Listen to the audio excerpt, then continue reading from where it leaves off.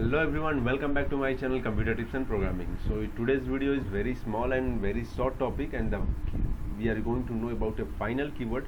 Why we are using final keyword, you will know these things because whenever you are going to define a constant from your side, that time you need to use the final keyword, and we will know about these things very well.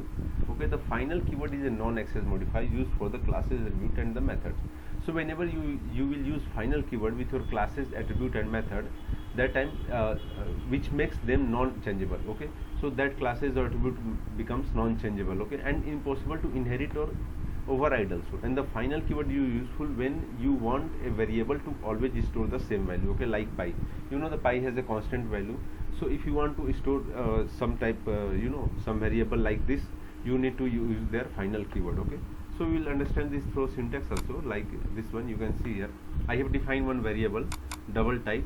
Okay, the name is x and this final. Okay, I have used final keyword and I have written value here. Okay, so you can see here I am printing the value by using the making object here.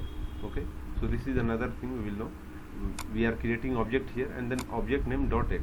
I am printing the value here.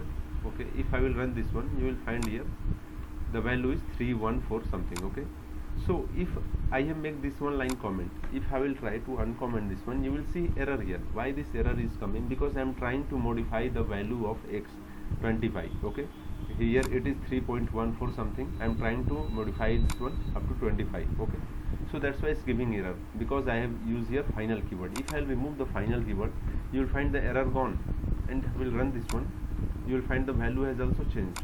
Okay, so value is 25 now because I am not using final keyword. But whenever I will use final keyword, we cannot change it. That's why it's giving error. So we need to only comment this one and save this one. Okay, so this is the use of the final keyword.